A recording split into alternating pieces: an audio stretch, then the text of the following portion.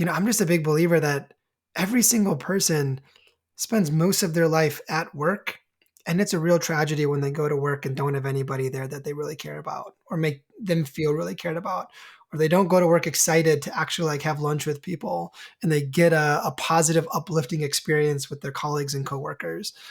And way too many people go into work without those experiences being normal. And I think that is unacceptable. Hey, it's Nikki Lewallen Gregory, and you're on Gut Plus Science. You're in for a fast-paced, storytelling, action item-rich leadership growth experience. I hope you make this podcast a habit. I consider it a leadership mentoring tool. Learning together makes us better together, and that is how we change the world around us. Let's get to it. Hey, Gut Plus Science listeners, it's Nikki, and I often say this line, stop checking the box and pursue impact. This episode today falls right into that theme. Communicate to connect, not just to say the thing or not just to send the email. Communicate to pursue impact. Stephen Van Cohen is with me today. He is a best-selling author, connection builder, leadership whisperer, and culture consultant. He's been featured on some of the most standout platforms like CNBC, Fortune, Fast Company, Inc., Forbes, NPR, and SHRM. So I'm really grateful that I get to talk with Stephen today and we all get to learn together. Our topic is communication is not connection.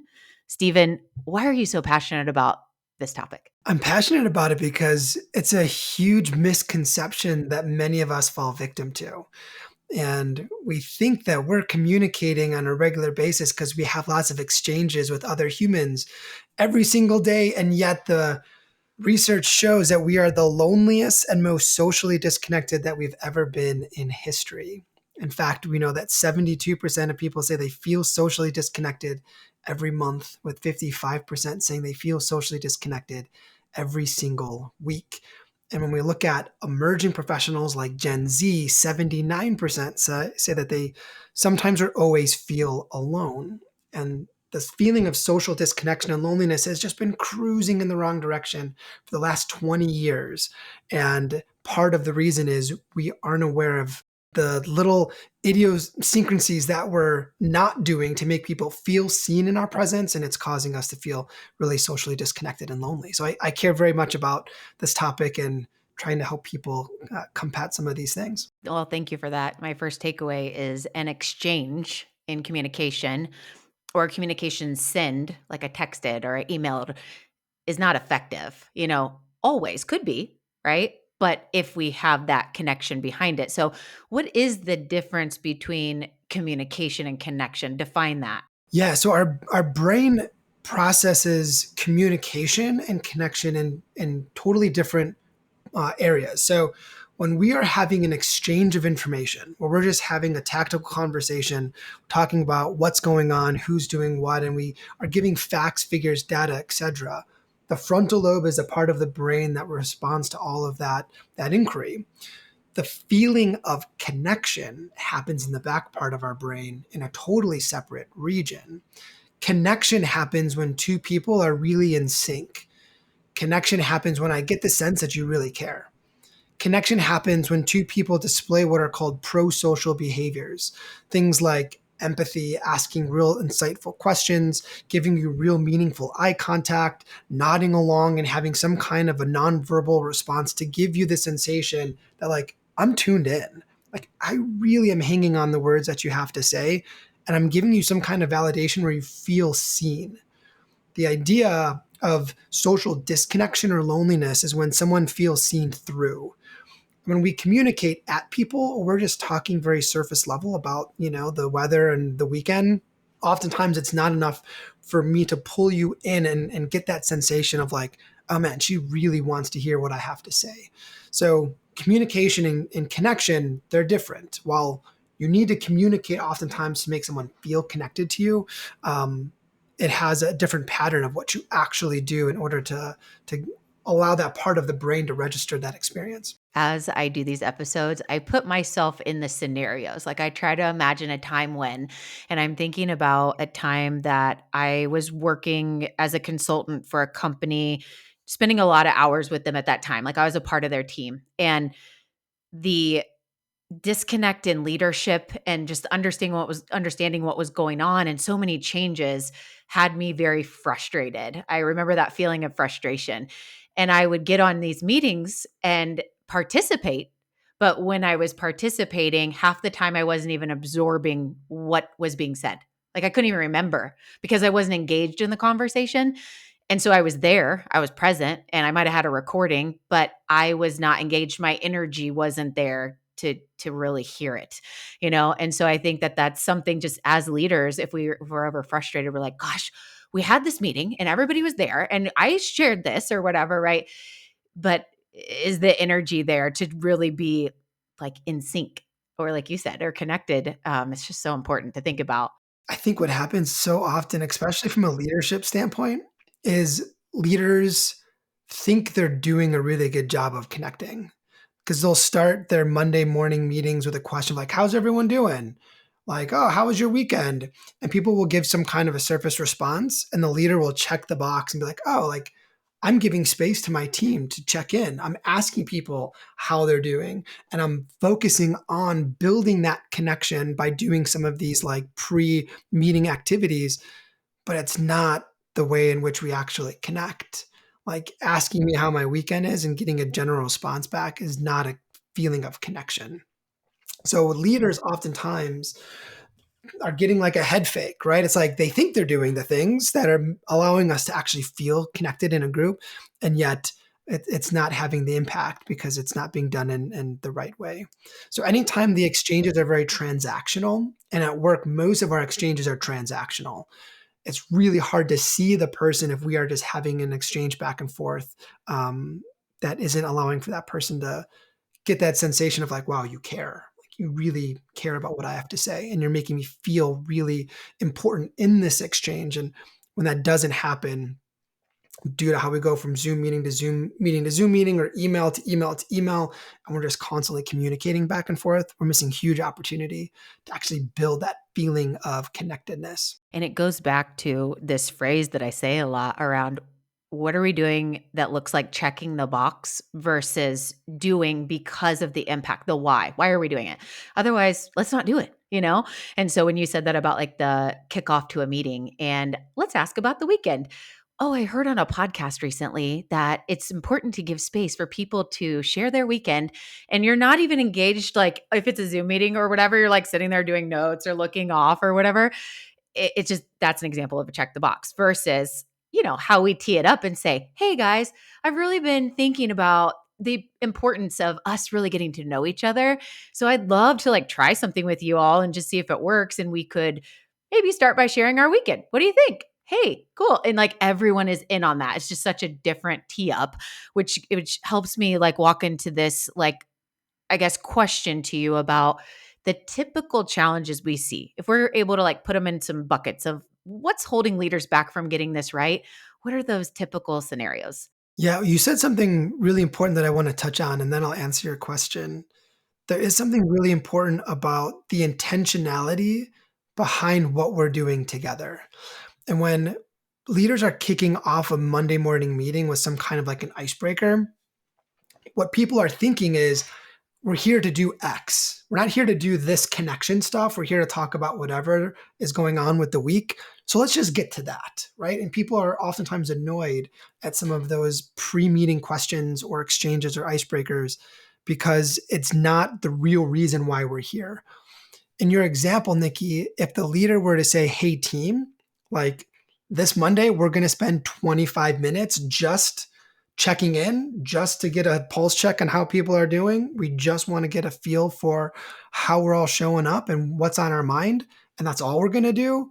People lean in, they speak openly because the expectation now is we're here to do that.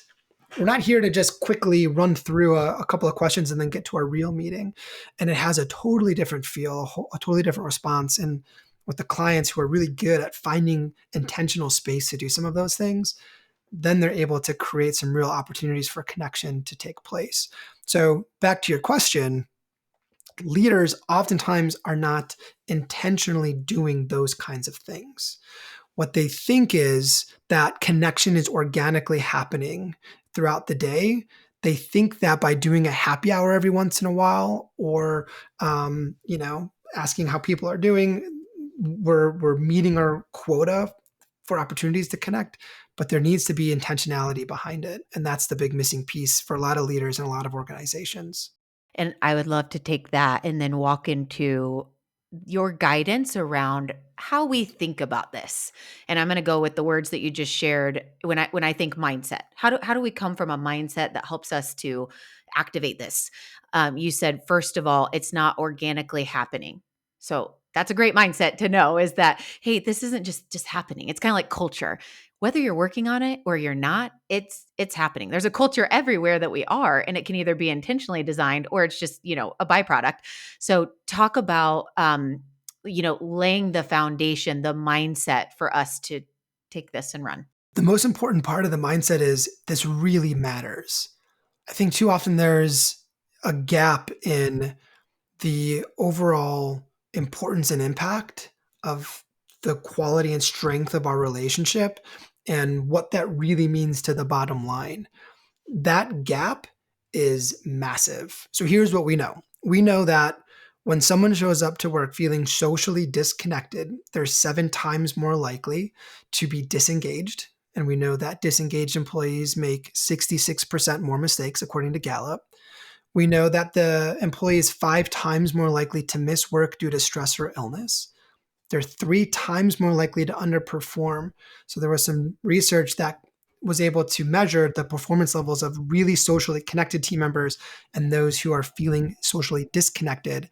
And the connected team members performed at a 3 times better clip with their performance. And employees are 313% less likely to quit when they have really strong, meaningful connections with their colleagues. And in the book, we literally spent the first 100 pages just making a business case for why this matters. And there is so much data that supports this notion that our relationships are key to retention, performance, engagement, health, well-being, overall satisfaction, and every other metric you can think of from a business performance standpoint. So oftentimes when I'm speaking to senior leaders, I have to spend a lot of time sort of flipping the switch of this being a nice to have, we should do it because it feels good, to this being a really important contributor to the success of your organization, regardless of what you do. If you have humans working alongside one another, the quality of their interactions, their relationships, and their overall connections matter significantly. So that's where we need to begin from a foundational standpoint, because it's super important and we don't understand how much it really is. Something that comes to mind here for me is I'm not in the business of changing leaders' way of being or their mind. I'm in the business of finding those that are doing good or great and want to be better. And so when you think about, there are a lot of leaders in this world, unfortunately, that just don't get it. They're like, you're here for a paycheck. That unfortunately, still a lot of that reality. And that's really sad. In my world, it's like we're trying to do you're on the track already and we're going to elevate you. And then there's other people out there that are, gosh, on a mission to help change minds. I just want to say how important it is that I'm going to assume everybody listening here is on the track. Like they're here listening because they want to get better. But we all sometimes at different seasons of life, I've done it too, let this thing like slide in where you're like, but okay, cool. You just need to get back at it because this just doesn't matter right now, right? We all have, because of maybe frustration or something changes in our business, we lose a big client and it's like all hands on board, and right now we're overstepping the relationship focus because of those things. And so it's just a reminder to say it always has to be the top focus, because if, like you just shared, Stephen, if people are feeling disconnected, and so if it's just in a season where you lost a client, now it's all hands on deck. Do you know how quickly someone can be disconnected and start looking for a new job? It can happen in a day. It can ripple affect the whole team. And so I don't think anybody here is ones that need to be convinced like, let's prioritize people first and relationships are important. But we do all have times where we forget in the seasons of the challenge, right? I don't know if you want to share anything there, but I have had a recent experience that made me bring that up. I would like to hear your experience. So what happened? Yeah. So I have a very close person in my life, and they are experiencing workplace trauma, honestly, right now. And I would say that the company that they've worked with has treated them well. It's been, there's versions of that. And there has been a major change in one of their vendors that has their entire business model is like upside down and kind of scary for everyone. Due to this being really scary, it has created a vibe throughout the company that the only thing that matters is to grind right now, and they have gone across the company and like cut pay incredible amounts with people that are top performers. Like top performers, it's like it doesn't matter who you are, we're just doing this to everybody. And right now, even the CEO, I just heard yesterday, said if there's anyone on our team that their focus is money, then they just need to go now, because this is where everyone's going to step in and take a cut to be able to, and it's like, okay, you got to meet people where they are. Some people work for money, and it's because they have 7 kids and their wife stays at home and teaches, homeschool or whatever it is. It doesn't matter. The why is that's their thing. And other people are like, it's really important to them to be influential in the business and be positive. And right now the vibe is not. And so whatever that is, it's throwing everyone off, and all of it's gone away because of a season of time that's tough. And what is going to happen, the ripple that's going to happen is really bad in the future. Like we all know, like a sales pipeline, if you're not filling it and you're not working on it, oh man, this is a really tough future. This is the talent situation pipeline. Like it is going to be dismal. So yeah, I'm really close to it. Kind of fires me up. I'm sweating a little bit, but just yes, this kind of seasonal situation, you got to be mindful. Yeah. Well, grab a towel and like let's cool you down, Nikki. We can't have you steaming over here with the rest of our chat. But like you said something that is really interesting, because the messaging and the focus for how the CEO alerted the staff is really disconnecting. Like that is a really bad way to get us to want to bond together in order to solve this problem. There's a really good story, and I don't remember where I heard it. I don't remember the name of this CEO, but it was this guy who owned a manufacturing facility. And the story goes that in 2008, when there was an economic recession, his manufacturing business, 60% dried up like that, like just gone, poof, overnight. And he was faced with this huge dilemma of like, what do we do with all of these people that we now cannot afford to pay? So here's his approach. Instead of saying what the CEO just said in your example, if you're here for the money, we don't want you, get out of here. We're all going to grind. We're all going to sacrifice. This is on everyone. The message was that he mandated every single employee take a month-long unpaid furlough vacation. And what started to happen is people had these like little bartering systems. So if they didn't need as much vacation, they would take more so other people could work and supplement some of that for some more hours. And what he said is, all of us suffering a little is a much different experience than the few people who would have to suffer a lot because they're no longer able to work here.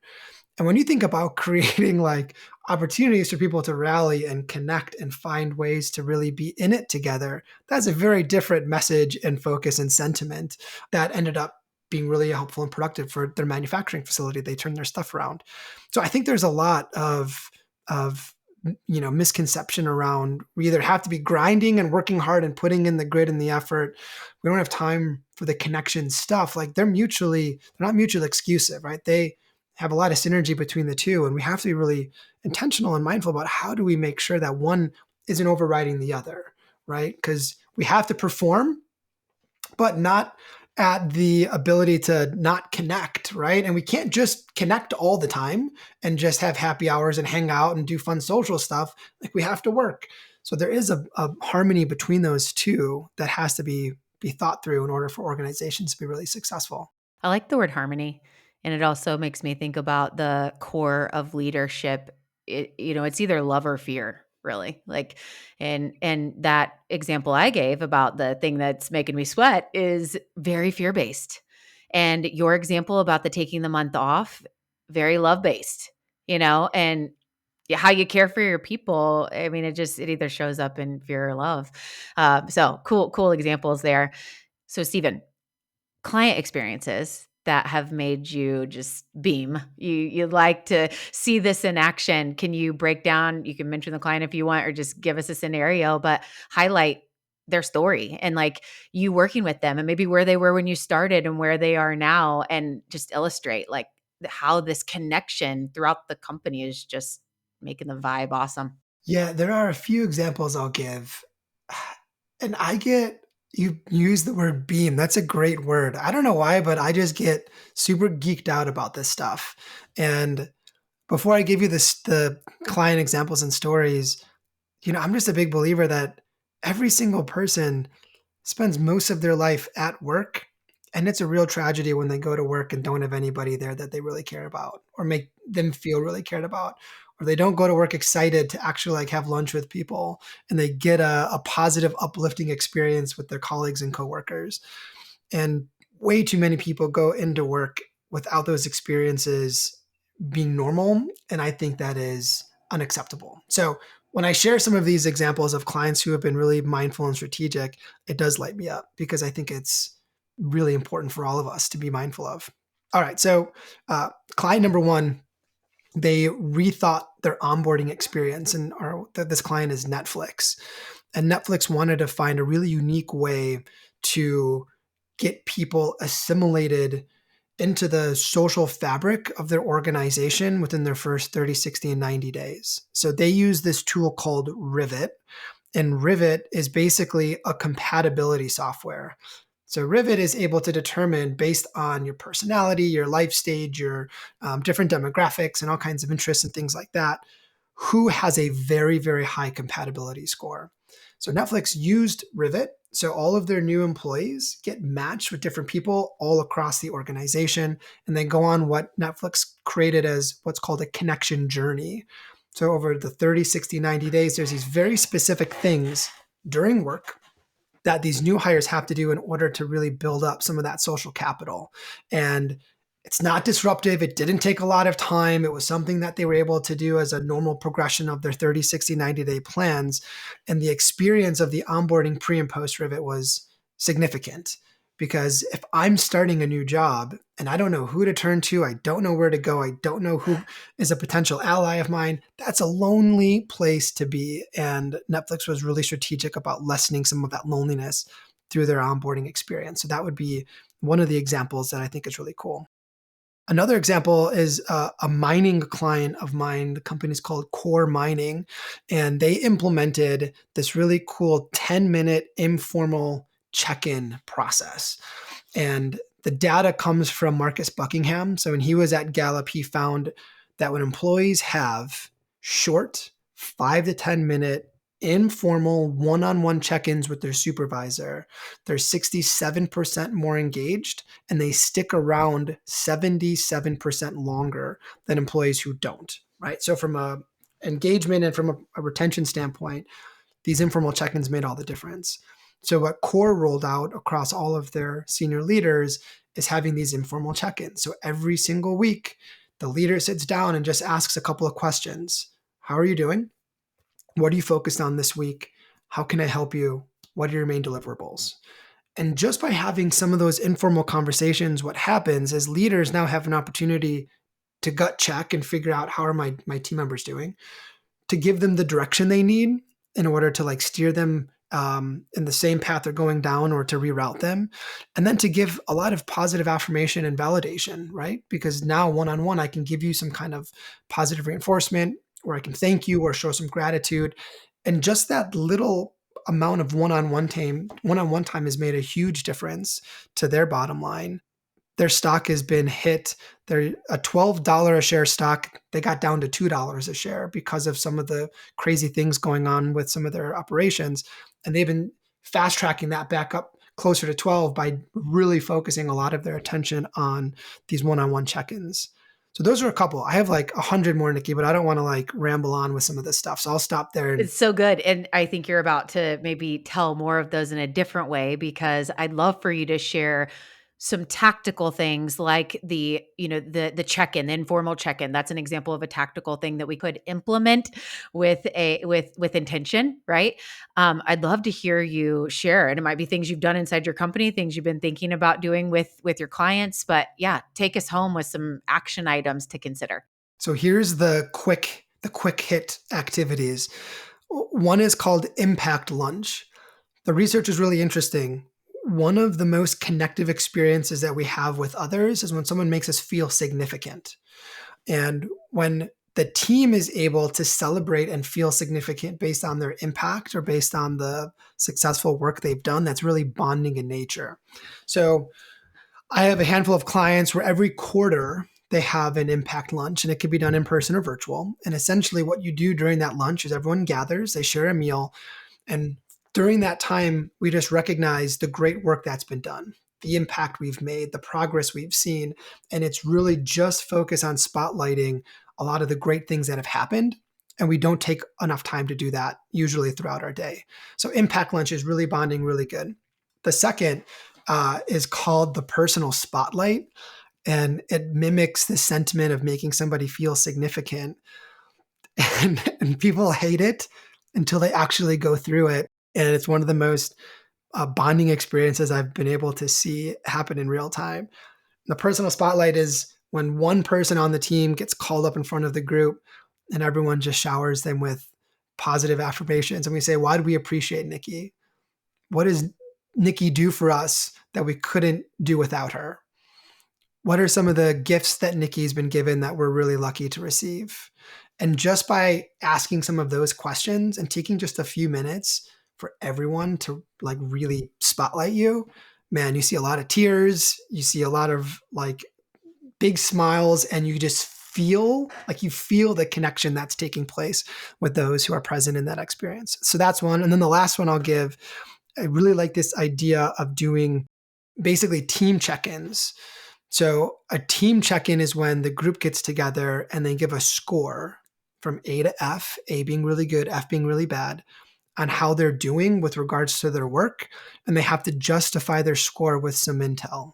So I might say, you know what, the last few weeks, if we're doing the team check-in, it's been like a B couple of weeks. And here's all the things that have contributed to this score. Someone else might say, this was a D couple of weeks for me, and here's all the reasons why. And when each person can give a score, all of a sudden that creates clarity. And when I have clarity and I know what you're dealing with, where you're winning, where you're losing, I now know how to better show up for you, support you, give you guidance, give you feedback, etc.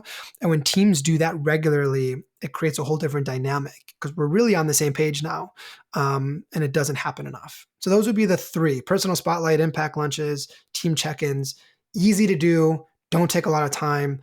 You can do them during the flow of work. And with the groups that I've done this with, huge impact. So I highly recommend all of them. I love all three. They're fantastic. Thank you for sharing those. And I know you've got lots of other, methods and systems that you use, and just encourage leaders that are intrigued right now, reach out to Stephen. And, if you're intrigued, and find out ways, you might collaborate. I thought of one more question though, before we go to the lightning round. So how important is it to understand the behavior styles, personality styles, love languages of our people when we are doing these things, these engagement initiatives to activate things? Do you know what I mean? Like, to understand like how they want to be recognized, or the way they like to communicate.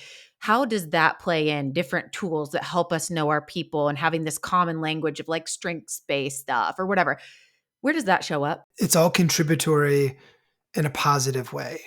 Like the idea of making somebody feel fully seen is the greatest, like that's gold standard. Like when I could have a conversation with you, Nikki, and you get that sense of, wow, like he really, really wants to talk to me. He really gets me. We're really in sync.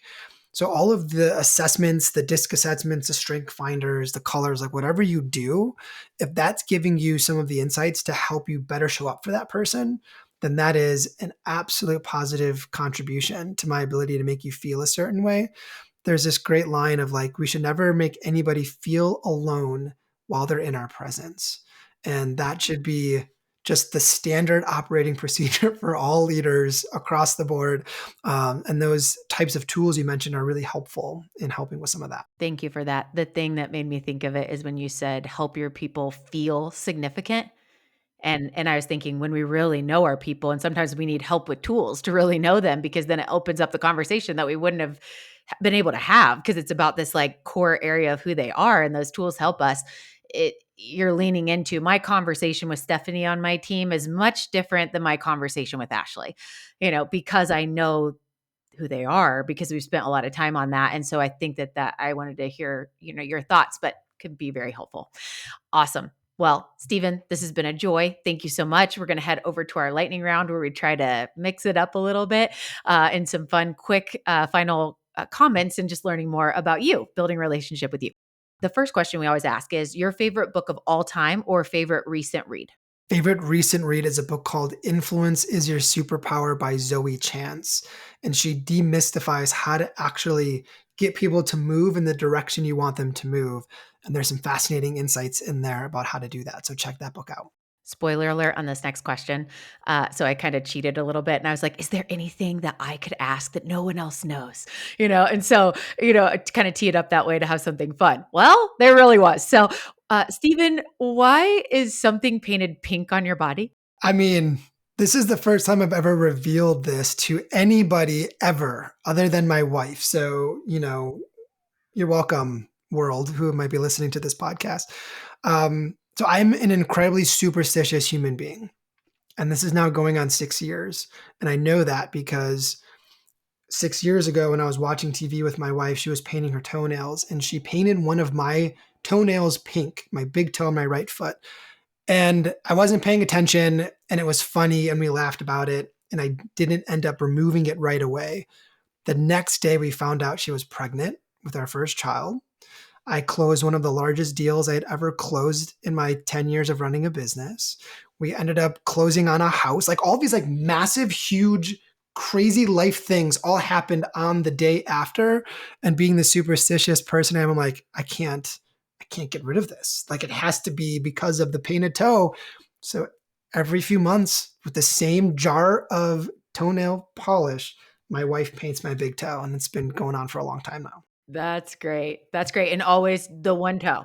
The same toenail polish, the same toe. Oh yeah, we can't mess with superstition. Come on. Are you a sports fan? I am, yes. Are you one of those with your superstition that like however your favorite team just scored, you do the same thing? You're like, oh, I was moving my pinky. I got to move my pinky. Are you one of those? I'm the oldest of four, Nikki. So like I'm a Chicago Bears fan. So when we'd be watching Chicago Bears games, if someone scored a touchdown while one of my siblings was in the kitchen, they weren't allowed to come out of the kitchen. Like they were banished until like something bad happened and then I'd let them back in. Oh yeah, big time. That's so funny. Okay. Steven, how does music play into your life? Yeah, the easiest way for me to escape is to spend just a few minutes playing any kind of instrument that I have at my disposal. And then the most connective thing that my wife and I do together is to see live music. There's no greater connector for the two of us to be at a concert somewhere watching a band and feeling that energy. For whatever reason, that's my escape. And we make time to prioritize that in our relationship for sure. That's great. Awesome. Steven, finally, how can people connect with you after this episode today? Yeah, I'm pretty easy to find on LinkedIn. So Stephen Van Cohen on LinkedIn would be the easiest, or people can check out lesslonely.com, which is not a dating site. I know it seems suspect for sure. It's not a dating site. Lesslonely.com, a whole bunch of resources on how to learn how to create more highly connected teams. Those would be the two places to find me and connect. Thank you, Stephen Van Cohen, for a great conversation today on communicating to connect. That's what it's all about. And my truth you can act on. I love the definition that Stephen gave around connection happens when two people are in sync, meaning both parties or all parties involved in the communication feel that connection through the communication. So good. And then we have to think about how important it is to prepare. If we are needing our communication to connect, there's a lot more preparation that goes into that. How do I make sure that this other person feels that connection through the communication? It's not just a check the box tactical thing. our preparation is key. How can you get better at preparing to help you connect with your one or many in your audience?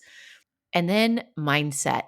So it's really important to know that connection doesn't just organically happen. It is very intentional. And that's why we need to do the preparation. It really matters to know that it doesn't organically happen. We have to create that. Remember, disconnected equals disengagement, and disengagement equals mistakes.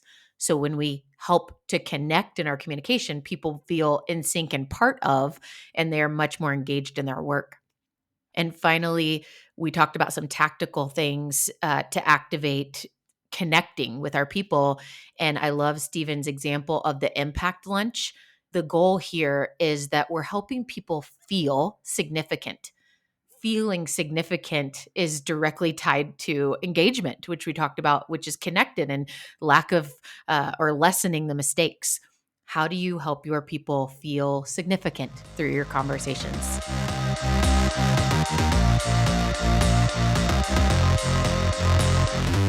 We just left the world a little bit better. Now, go do something with it.